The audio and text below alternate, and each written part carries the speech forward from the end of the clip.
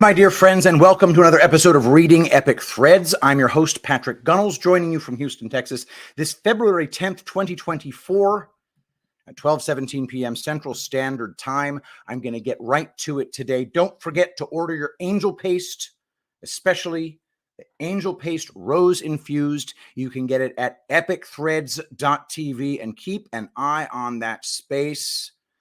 Coming out with some very exciting new products. Artisan soap literally just arrived. We're coming up with packaging for it. We're really excited about it, guys. Non-poison soap. Very exciting. So go to epicthreads.tv for all your angel paste, and check out the merch as well. Let's get started. We're going to do a work smart, not hard episode today. And let's begin with my good friend, Brian Cates.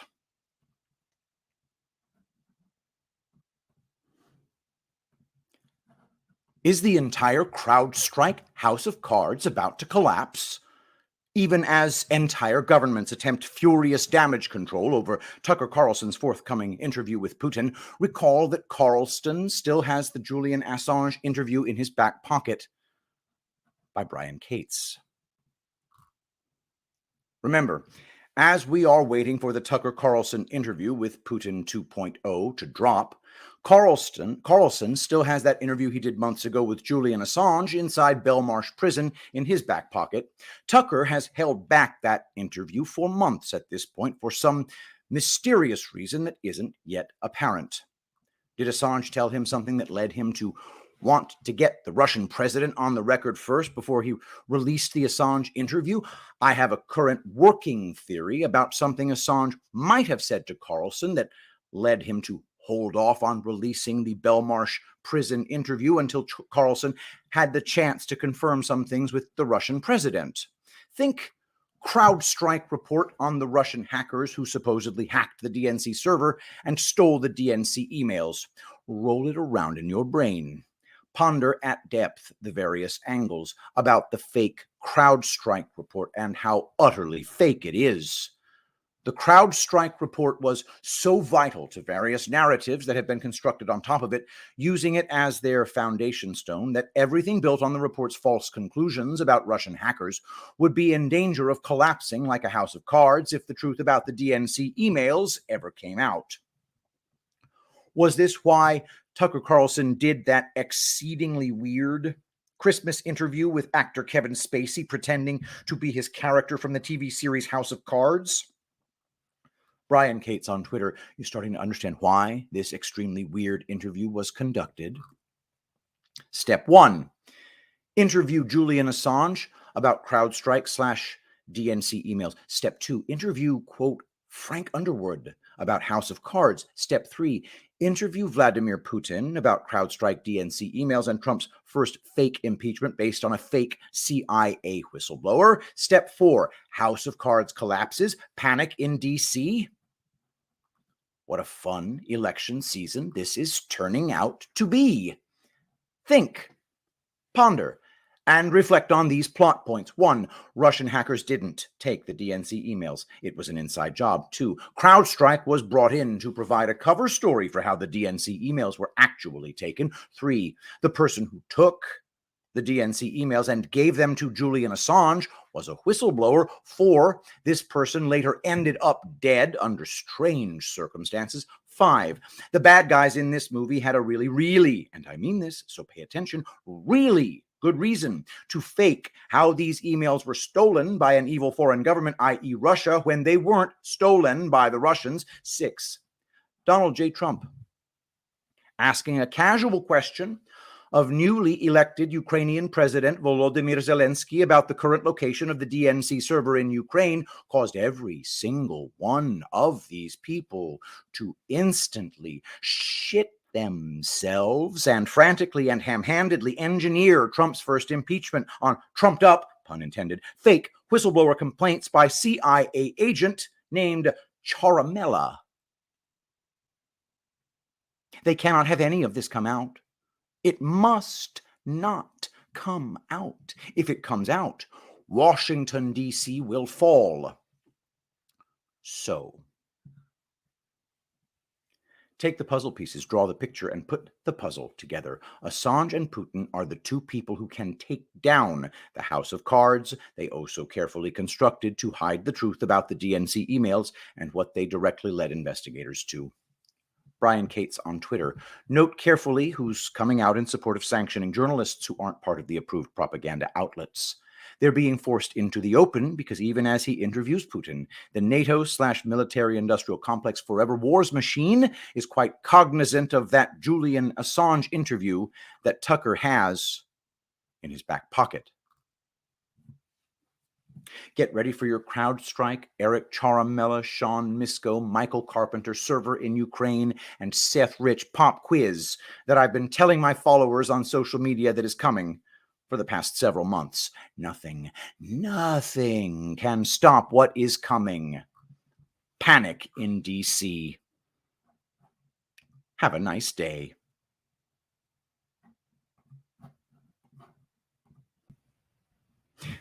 That's my friend Brian Cates. Definitely check him out at briancates.substack.com. One of the OG members of our community. One of my reasons for getting into this business in the first place is, no question, Brian Cates. Let's do the next one. This will be Seth Keshel. And then I'm going to call it a day because I've got a little girl's birthday party to help prepare for and my mother's birthday to go celebrate today. So all sorts of stuff is happening for me. Don't forget to go to epicthreads.tv, the home of Angel Paste. All right, here we go.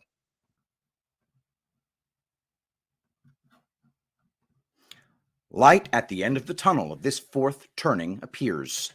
Prediction X. Topic: Perspective by Captain Seth Keshel.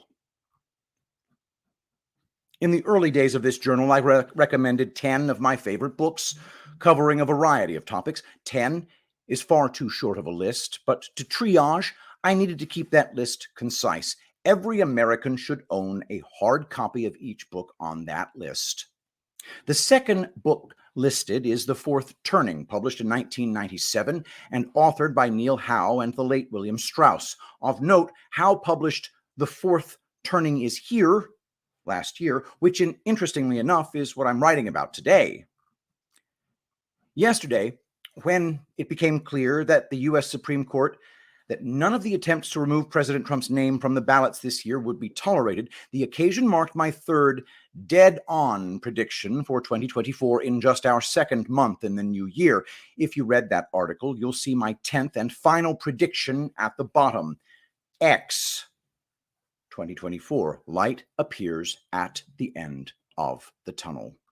The world is simply too crazy, too tedious, and too tightly wound to continue at this pace indefinitely. I have continuously cited Rasmussen polling showing approximately 5 out of 8 American likely voters do not believe the 2020 election results were decided fairly, and even higher percentages of the same do not trust the administration of elections to provide believable outcomes, and elections represent only one facet of the institutional corruption plaguing not just the United States and not just the West, but the entire world, thanks to the advent of rapid worldwide communications abilities used by civilians and governments alike. Your battle must be renewed daily with long-term success in mind. What good will it do for us to enjoy President Trump for 4 more years and find ourselves up the creek in 2032 or 2036? My kids will barely be reaching adulthood at that point. Yesterday was an incredible day for those who love freedom. President Trump, with no legitimate challenger, blew out all previously existing Nevada turnout records in the Republican caucus 2 days after Nikki Haley lost 2-1 against none of these candidates in the state-sanctioned Republican primary, which was authorized none of the state's 26 GOP delegates for the nominating contest. Tucker Carlson's barrier-breaking interview with Vladimir Putin was released, and astonishingly, Joe Biden confirmed that he is pudding-brained in a press conference that had no other purpose than to make him appear to not be pudding-brained. Times are changing. Polling, although it is often corrupted and has shortcomings even when conducted honestly, is showing a major surge for President Trump that he didn't have in 2020 polling, when he should have won re-election convincingly, if not for widespread cheating. Desperation is in the air worldwide. because there may be no means to prevent him from assuming his rightful place. That doesn't mean to become complacent and attempt to coast to an electoral victory against the nearly insurmountable and contrived blue wall which is documented throughout this journal. In fact, it means the opposite. Expect the unexpected and count on the most dangerous course of action to happen. It was the release of a man-made virus in 2020 to tip the scales of public discourse and election maladministration. Now the public is awake to that and largely mocks any mention of COVID or any means of mitigation so-called health experts come up with on a weekly basis. Still, this piece is not about what surprises wait around the corner, perhaps to be unveiled any day now, especially now that the bureaucracy is apparently trying to nudge Biden off the stage while time remains. It is about why I made that 10th prediction. That light is visible at the end of the tunnel. What does light mean? Do I mean that we are setting out upon a Republican dynasty operated by actual patriots that will long outlast President Trump's tenure, or that injustice will cease and wokeism will die a brutal cultural death and be relegated to the ash heap of human history? Not at all. I am telling you that our fourth turning, which Howe believes began in 2007 as we had two unwinnable conflicts raging, markets collapsing, and culture in an uproar, is nearing its conclusion. What follows is a primer on the psychology of generational theory. For the long-form version, you will need to consume the original 1997 book. It is one of the few books that I will recommend you listen to, as the content can be tedious and dry, although fascinating. America has had three fourth turnings, or crisis periods, in her existence prior to the current one in which we now live. The authors make the case that in Anglo-American culture, the generational cycles can be confirmed all the way back to medieval times.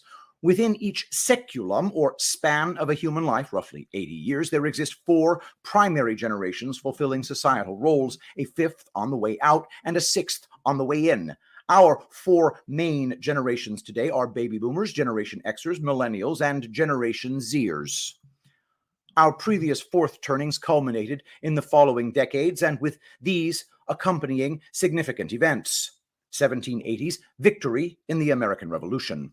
1860s, Union victory in the Civil War. 1940s, American and Allied victory in World War II. At the conclusion of each crisis period, there is a first turning that begins, called the high period. This has been a time of unity and healing. Here is where each first turning picked up after the events listed above. 1780s, establishment of the American Republic. 1860s, Reconstruction. 1940s, America emerges as world superpower. In between the high and the crisis, we have the second turning, an awakening period in which institutions are challenged, think 1960s radicals, and an unraveling period, think the epidemics and societal problems of the 1980s and 1990s, in the third turning. What decade do you find yourself in when adding 80 years to the 1940s? The 2020s. Our crisis period is nearing its climax. The authors of the fourth turning do not suggest that every crisis period must have a happy ending, but for centuries they have always dissipated and set out upon a new chapter, or first turning. I won't spoil the new book for you, but Howe suggests that we are at the cusp of this new beginning based on more than a half millennium of research into the secular and generational theory. What could it look like if those who love freedom wind up on the winning side of the climax? First, worldwide adoption of fiercely nationalistic policies. Second, collapse of corrupt financial institutions. Third, establishment of American sovereignty over our borders, trade arrangement, and immigration policies. Fourth, rejection of wars of choice and use of Western nations as a worldwide police force. Fifth, prosecution of corrupt power brokers without regard to elite status. And sixth, rejection of wokeism and postmodernism that has brought the West to the brink of destruction. In short, a victorious people at the end of a fourth turning in the 2020s stand to see the abolition of the old order. Just as those who have survived crisis periods in the past have seen the end of English rule in the former colonies and end to what had been more than 40 years of hostilities between North and South, and the defeat of the Nazi and Imperial Japanese war machines threatening every nation on Earth. History has its key figures, and most of you reading this article resoundingly back one who has dodged everything thrown at him. You may not know this yet, but you play a key role in these generations and cycles that Americans in the year 2104 will draw on for leadership lessons long after your time on Earth has concluded. The light is appearing. Hold on tight. All right, my friends, today is going to be the shortest reading epic threads of all time. I have got way too many things on my plate right now. I've got a giant crate of angel paste to take to the mailbox, to take to the post office, and I've got 2 birthday parties. So sorry for the shortness of this episode, but I hope you enjoyed Brian Cates and Seth Keshel. I will be getting back to my normal length, hopefully tomorrow. So thank you very much for watching. Don't forget, guys, epicthreads.tv, the home of rose-infused angel paste, and there's nothing smells this good in the whole world. The rose essential oil, it just changes your outlook on life, guys. If you don't have it already, don't forget to get it. Use promo code Shapiro to pry $1 from my grasping hands. And if you use, if you get more than $150 worth on epicthreads.tv, you get free shipping. Other merchandise will be showing up on epicthreads.tv. So, guys, don't forget epicthreads.tv. Keep an eye on it. We're going to have some really cool stuff there. Artisan soap coming very soon. All right, let us pray. Saint Michael the Archangel, defend us in battle. Be our protection against the wickedness and snares of the devil. May God rebuke him, we humbly pray. And do thou, O Prince of the heavenly host, by the power of God, cast into hell Satan and all evil spirits who prowl about the world seeking the ruin of souls. Amen. I love you all. Thank you so much for being here, and I'll see you tomorrow. I will be the greatest president that God ever created.